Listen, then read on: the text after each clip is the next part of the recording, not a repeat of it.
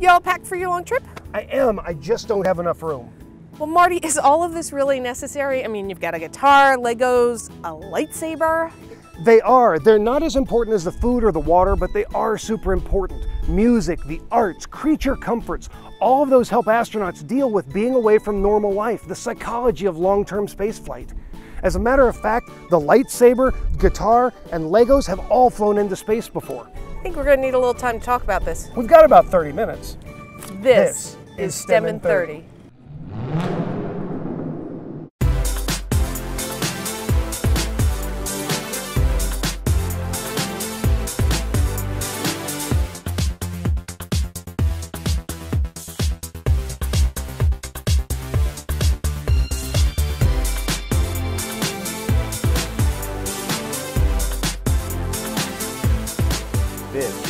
This Is STEM in 30.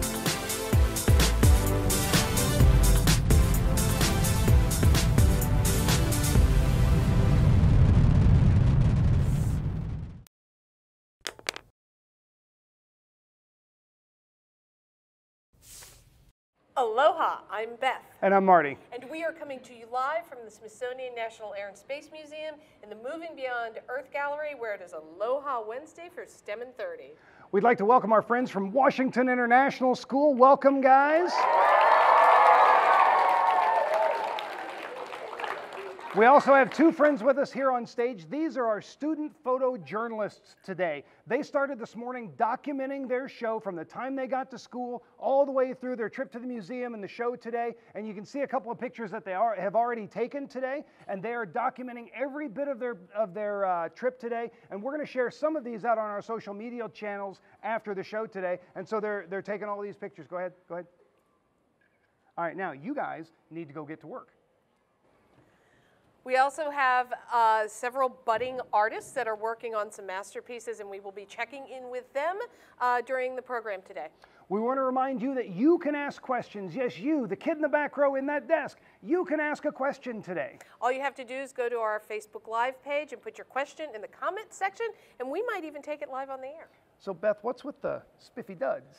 Well, it is Aloha Wednesday for us, but typically it's Aloha Friday, which is a lot like Casual Friday, where when you go to work, your employer says, you know what, you've worked really hard this week, why don't you dress down and get ready for the weekend? So today's Wednesday, we're wearing the Hawaiian shirts. Does that mean our weekend starts after the show? Sadly, no.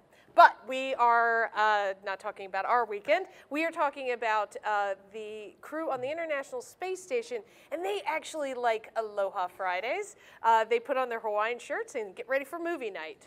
Yesterday was Halloween, and the crew got into the spirit. Ooh, they wore their Halloween costumes. It's little things like this that keep them connected with home.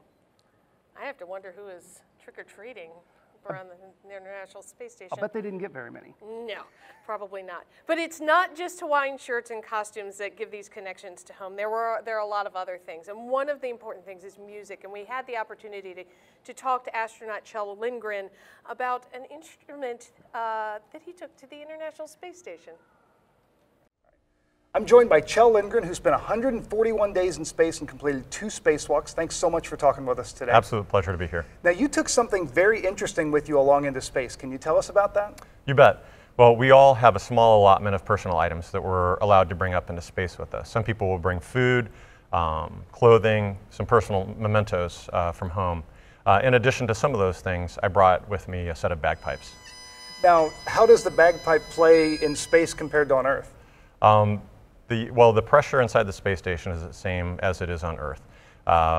So they're essentially, they play the same way, but it's a pretty difficult instrument to play, and it proved challenging in space as well. What did the crew think of it? You know what, they were amazingly patient with me. I actually went to the farthest part of the space station away from the crew quarters in order to practice, and did that when I had the opportunity to practice. But both Kimia and Scott were very generous and said that they actually like to hear me practice. For Scott, he actually grew up in New Jersey, and he said it reminded him of home. Now, was music something that was important to you guys while you were up there? Absolutely. You know, I think that if music is important to you on Earth, it's doubly important to you on orbit. It's a reminder of home, and there's a lot of opportunities to listen. As we're working over the course of the day, we would typically have some music playing in the modules just to help us pass the time. Thank you so much for talking with us. It was an absolute pleasure. Thank you. I'm now joined by Dr. Jim Pacano and Beth Turner. They are actually at the Johnson Space Center in Houston, but they're joining us live via video. Thank you so much for being here today. Thank you. Thank you for having us. Now, you two are not astronauts, but you do have some very interesting jobs. Jim, do you want to tell us a little bit about what you do? Certainly. Well, Beth and I both work for the Behavioral Health and Performance Group here at NASA. And our job is to enhance the psychological health and well-being of astronauts on orbit. And so my job as a psychologist is to assist from the behavioral health perspective with the selection, training, and then on-flight support, psychological support of astronauts, or on the on-orbit psychological support of astronauts. Beth, do you want to tell us a little bit about what you do? Your job is slightly different. Yes, ma'am. So my title is Psychological Support Coordinator, and I keep the astronauts connected to their families via video conferences they may have on the weekends typically. We also send up music, like you talked about earlier, and TV shows, movies, maybe personal videos from the families as well to keep that bond that the astronauts have with their families. The astronauts have to exercise a lot, and Jim, you were telling us a little bit about how important music was during that time. You want to elaborate on that? Well, certainly. The astronauts exercise for about 2 hours every day, and that's important for them because that helps them keep their bone health and muscle health while in space because of the effects of microgravity on bone and muscle. And in order to help that time pass more quickly, astronauts will typically listen to music while they're exercising.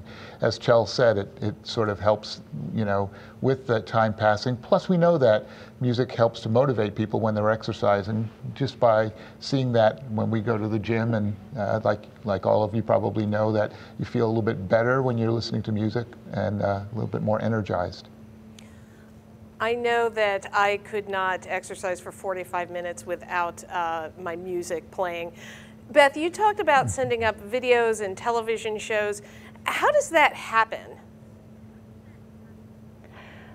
So we will provide them or record them or purchase the TV shows or videos down here, and then we send them up every day, typically late morning, along with the procedures and other data here from the Johnson Space Center on the local area network to the station. Are you all ready to take a couple of questions? Yes, ma'am. Yes. Okay, let's start with a video question. Hi, my name is Christian Goodwin, and I'm 11 years old, and my question is it possible to build a space station that people could stay there and not come back? He wants to know if it's possible to build a space station that people would not have to come back to, and I want to know, would you want to build something like that? Yeah, you know, that's really interesting. I can't imagine psychologically that people would want to go someplace and not come back. You know, we're sort of connected to our families and friends and our lives on Earth, and our astronauts love doing their mission on orbit. And the 6 months in space is a long time, and we're talking about sending folks even longer on exploratory missions, say, to Mars. But I don't know that we're ready to have people live in space forever. I don't think that people would want to not come back home. We have an audience question next.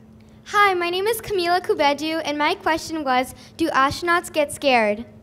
I actually heard Colonel Randy Bresnik answer that question not too long ago, and he said he thinks everybody gets scared at a certain point in their life, and he talked about going out on a spacewalk and seeing the Earth 250 miles below you, going 17,500 miles an hour, and when it goes dark, it's just pitch black, he said, and it's kind of nervous. He said, but how you overcome, courage is not the absence of fear, it's how you overcome it. And so working the procedures that they've learned through training and all of that helps them overcome that fear. We have an online question next. Do the astronauts have individual iPods?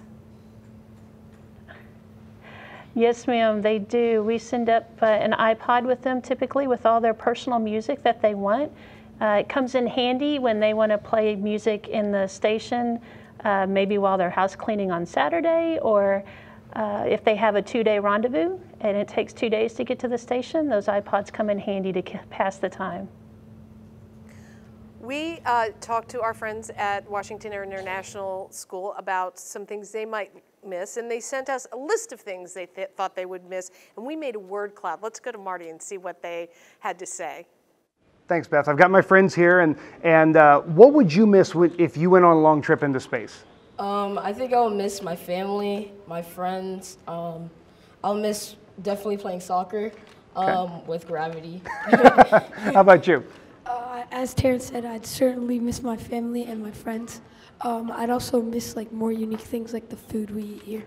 Okay, so you guys submitted a whole bunch of words of things that you would miss in space, and in a word cloud, the more times a word shows up, the larger the word is. So take a look at the word cloud that your class created. What are some things that you noticed there? Wi-Fi and memes. Yeah, you notice, I mean, family's obviously a big one, and I think all astronauts miss their family when they're up there, but Wi-Fi and memes are very important to middle schoolers, and we were kind of surprised that Netflix, Chipotle, and cats all made the list. There were some kind of surprising things there, but it also shows you what's important to a middle school student. You might be surprised by some of the things that the astronauts miss while they're in space. We got a chance to talk to astronaut Reed Weissman, and he missed something that you might not have thought of. I'm here with astronaut Reed Weissman. He spent 165 days in space. Thank you so much for talking with us today. You bet. What's the most challenging thing about being in space for that long? You miss your family, of course. You miss home. The thing that really struck me as odd is towards the end of my mission, I missed sitting down. I missed laying down. It's an interesting thing to think about, but you know, at the end of a long day, when you just sit in that chair, sit on your couch, and you're like, I'm relaxed. Gravity it triggers this relaxation sensor in your body. Well, for 165 days, we never laid down. We never got to sit down, and I really miss it. You miss pizza, you miss carbonated beverages, but in the end, sitting down. Now, are there challenges the astronauts that go to Mars are going to face that are different from just a long-duration space flight on the space station? I absolutely think there are, and you can start looking at the psychological challenge of every day when I'm on the space station, I'm only 250 miles up. I have a rescue vehicle, I can climb in, I can get home. When you fire those engines and you get out of Earth's gravity and you're heading to Mars, there's no return. So your rocket ship has to be really reliable. Your spacecraft better be reliable. You're going to watch the Earth get really small in your window as you're going away from it. I think it'll be great because you'll have Mars getting bigger, and that'll be a neat kind of human perspective to look at. So reliability of your spacecraft you got to worry about. You got to worry about safe return. You got to worry about the psychological impact. So there's a lot. Oh, and there's radiation out there that we're fairly protected from on the space station, and you're going to worry about that. But you know what? All these challenges, we know them, we know how to answer them, and we're working through the space station to solve all these problems, and we're actually getting pretty close. Now I'm joined by Dr. Jennifer Levasseur, who is a curator in our space history department. Thank you so much for joining us. No problem. Sitting, I would have never thought of. Me neither. Well, from the very beginning of the space program, astronauts have been keeping a connection with Earth through photography. Do you want to tell us a little bit about that? Yeah, sure. Ever since astronauts could carry cameras to space, they wanted to share their experience with us. And so all the way back to some of the first spacewalks on Gemini 4 in 1965, we got to see exactly what they were seeing, which was the first time we'd see a person in space, a person with the backdrop of Earth. And this really made a huge change to the way we understood what spaceflight is all about.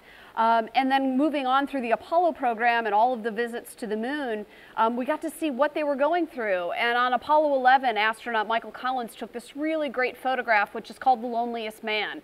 And the reason it's called The Loneliest Man is because he's the only person in all of human history, including at the moment the photo was taken and forever, that was in this photograph. He's the guy behind the camera, and there's nothing else behind him. All you see is the spacecraft with the two astronauts that are going to go to the moon and all of the people back on Earth. And so it really changed our perspective about things. It gave people a really big picture idea of what things were like. And what really changed our perspective was this photograph from Apollo 17. This is the first time we really see the entire Earth. It's often called the blue marble.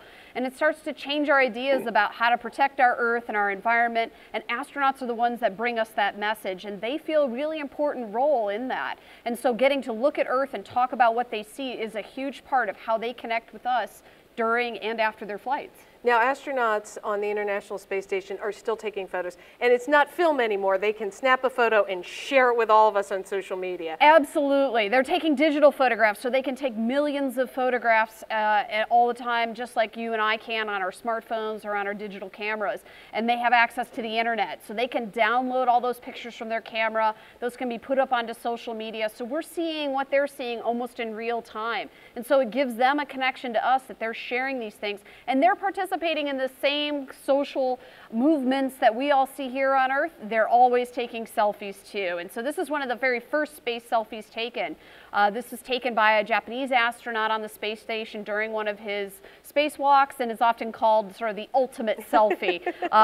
Not many people get to take a selfie in space, and so that makes this thing pretty special. But he got to share it with all of us just by putting it out on social media. And some astronauts will take photographs while they're in space or of the planet, and this inspires them to create other artwork on Earth. And two of them, I'm thinking, why don't you tell us a little bit about Alan Bean and Nicole Stott? So Alan Bean was an Apollo astronaut. He went to the moon on Apollo 12, and he had this idea that he was going to take a picture of him and the commander, Pete Conrad, during their spacewalk on the moon. And unfortunately, they lost the timer that they had stashed away to be able to take that photograph. They got to take ones of each other. But when he came back to Earth, he said, I've got to figure this out. I got to do something with this. And he had been an artist throughout his life, and so he actually created this painting and many, many other paintings inspired by his experience. And so instead of getting to show all of that, all of us that experience that the two of them had, he painted it instead. So it's kind of an impressionistic way of thinking about his experience. He actually uses tools in his paintings. So some of those textures you see in the painting are actually space tools that he's pressed into the paint. And the other astronaut is in this picture with Alan Bean. That's Alan Bean on the left. And the artistic astronaut, Nicole Stott, she's a shuttle and station astronaut. And so she took photographs, and you can see her photograph and her painting in the image there. So she was taking photographs and actually interpreting them, much like Alan Bean did, while she was even on the space station. And so she's using different materials and integrating them into her paintings to really show how she's inspired by space and her own work there. And we've showed our artists that are here a photograph taken from space, and they're interpreting it in their own way. Thanks, Beth. Yeah, we've got some great artists over here, and they've got some great works of art going on. And what we started with this morning when they got here was we showed them this image. This was a picture taken by astronaut Jeff Williams. And what's going on in this picture? Let's start with this one. What's going on there? Well, in this picture, you mostly see a space shuttle, and you can sort of see the silhouette of Earth and the sun behind it, and the space shuttle gives a clear focal point. Okay. What did you guys notice in this picture? Well, I noticed that the space shuttle is dark and the background is light. Okay. Did you guys like the colors that are in this picture? Yeah, they're cool. I think they're really cool. And so this picture has actually inspired a lot of different things. It's the cover picture of a book by one of our curators, Dr. Valerie Neal, here at the museum. It's actually hanging here in the Moving Beyond Earth gallery, and it inspired the artistic astronaut Nicole Stott, and she actually painted a pendant with this painting as the inspiration for that. And now you guys have been using this image as some inspiration for your artworks. Let's start over here and tell us about your artwork. So for ours, we decided to do, because you see there's a space shuttle that's black in color. So we decided to do like planets in color and the background in black. And then down here you see we have a space shuttle with its fire and it's black inside color. Okay. How about you guys? What do you got going here? So our drawing was influenced by the photo you saw. And the title, it's called Space Fight in the Shuttle Era and Beyond. And we took that word beyond and we used it to show what's beyond the Earth and what we don't know yet. So I drew like the stars, and in one of them I drew kind of like a constellation saying home, because what we were learning today most about was the psychology of like what happens when you're out in space and what you miss the most. Also, that like shark looking thing is a shuttle, so we thought that could be the Challenger if it had made it out, because it would have accomplished a lot of things. Wow, you guys have put a lot of thought into this artwork. These are incredible. We'll be taking pictures of these and sending those out on social media later. You guys have done a great job. You've got a few more minutes to keep working on this. So Beth, let's head it back over to you. One of the things that I always associate with home is comfort food, and food is very important to the astronauts as well. Jim and Beth, do you want to tell us a little bit about food and the importance of that on the International Space Station? Yes, food on the International Space Station. Well, food is important in our lives in general because it provides more than just fuel for our bodies. You know, fuel, as you say, provides a certain amount of comfort at times for us, and we also attach other social things to our food and to our meals. And it's not different for astronauts on the station. They, of course, lack some of the variety that we have, although the food there is quite good, we're told, but they lack some of the variety that we have here on access to here on Earth. So they have a lot more of the same kind of foods that they eat over and over again. And that sometimes can be a little bit monotonous for them. So we like to get involved in helping them out with some foods that they like and some foods that bring them happiness and comfort. Beth, they send food up to them, is that correct? Yes, ma'am. So we pre-flight meet with them and find out what kind of food they like and what reminds them of home, whether it's, you know, beef jerky or candy bars or cookies or peanut butter cups, you know, just whatever they like. And so we send that up to them so that they can, it's a little bit of home. One of the things that we understand that the Italian astronauts like is espresso, and recently we got a chance to talk to Samantha Cristoforetti, who is an ESA astronaut, and she told us an interesting story about the espresso machine that's on the International Space Station. I am here with Samantha Cristoforetti, who is an Italian astronaut. So you had the first espresso in space, and being an Italian astronaut, how important is it to have those sort of comfort foods with you on the International Space Station? Well, the espresso was huge for me. It kind of came towards the end of the mission, and it was huge not only for the espresso itself, which was pretty good, but just the, you know, the whole story of this espresso machine. I had followed it from the very beginning. I had tried to encourage it. I think I had helped out a little bit, and I know the team who made it happen in such a quick way. I mean, they were amazing, and so it was wonderful to actually have it up there and be able to taste the first espresso in space. And of course, I had a lot of great food from Italy. I try to eat healthy. I think that's really important. And so I had, from Italy, I had stuff like olive oil, dark chocolate, you know, the one that's not full of sugar and fat, but it's actually good for you. I had a snack bar that was made of grains and nuts and of spirulina and goji berries and all kinds of fruits, so which is very tasty, but also very good for me. Well, let's take a poll. How many of you out here in the audience have been away from your family for 2 days? How about a week? How about 6 months? Well, recently we talked to astronaut Randy Bresnik, who is on the International Space Station, and he talked a little bit to us about missing his family. That's tough, because I have a 7-year-old daughter and an 11-year-old son, you know, 2nd grade, and just started middle school, 6th grade. And obviously my wife, who I've been married to for 14 years now, and I miss them a lot. You know, it is hard. But just like, you know, military people who serve overseas, or people in the State Department, or, you know, places where, you know, we're not able to be at home, you find ways. You know, you can communicate via emails, really a nice way to stay in touch, sending pictures back and forth. And then fortunately nowadays we have an internet protocol phone that I can just hop on. Anytime we have satellite coverage, I can call down to Earth, anywhere on Earth, any phone number, and talk to people. And the communication is so good after it leaves space station, goes to satellites, back down to the ground, and then through this phone system, that it sounds like I am down on the Earth using a cell phone. And so that's a really good way. And then for those of us up here, we also have weekly conferences with video, kind of like Skype, that we can actually see our families and talk to them. So that really makes it seem not so far away. So it's really, really good in that regard. Shall we take some questions? Absolutely. Let's start with the video question. How far out is the International Space Station? Jennifer, how far is the International Space Station? Well, it's about 250 miles up, which is about the same distance between, if you were to drive between New York and Washington, D.C. So it is pretty far up. Let's take an audience question next. Hi, my name is Isadora, and can you bring pets into space? Can you bring pets into space? I think that's a good question for our folks out at Johnson. Can you bring pets into space? So no, they have some animals up there, mice and frogs, but they don't get to take them out and play with them. We also have an online question.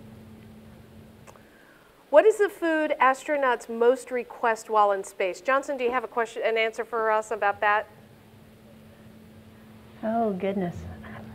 So we get a lot of folks asking our folks like Beth to send up some spices like sriracha sauce and things like that to help spicing up the food a little bit, because sometimes there's some change to the taste and the taste buds, and so they like to give it a little bit of spice. We get that a lot, requests for that. Let's take another audience question. Hi, my name is Camila, and my question is, what are the effects of isolation in space? I'm going to throw that one back out to Johnson. What are the effects of isolation in space? It's all you. Beth is throwing that at me. Both Beths are throwing that here. Well, certainly the feeling of being away from your friends and family can make that isolation feel, pretty intense, because you're not having access to all the information that we have on a daily basis to keep connected to the world, to world events. And so that can bring with it a sense of feeling alone and isolated. And so really the effects of that could be, pretty serious. And so our jobs are to minimize those effects, to make astronauts, to help, I should say, astronauts feel more connected to their families and friends in the events here back on Earth. And that's a large part of what Beth does when she sends up the things that help them and stay connected with their families and to our culture and to the happenings here on Earth. Well, Jennifer mentioned that the International Space Station is about 250 miles above the Earth, but we're going much further. And later this month, STEM in 30 will look at the spaceship that will take us there. Check this out. This is the Apollo Boilerplate Command Module. This never went into space. It was used by the astronauts for training. The astronauts of Apollo 11, the first mission to send astronauts to the surface of the moon, trained in this module. NASA's working on the next vehicle to get astronauts into space, called Orion, but it won't have to stop at the moon. It can keep going on to Mars. If you want to learn more about Orion, be sure to check out STEM in 30.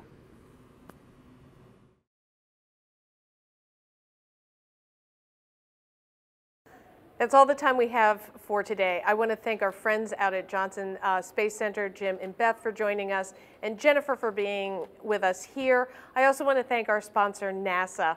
A huge thanks to our student artists and photojournalists. Yeah. These artworks are amazing. We're going to have you guys sign all of these before you go. Nice work. Be sure to check out Twitter and Facebook to see some of those images here in the next couple of days. Thanks for watching. 1, 2, 3, 4.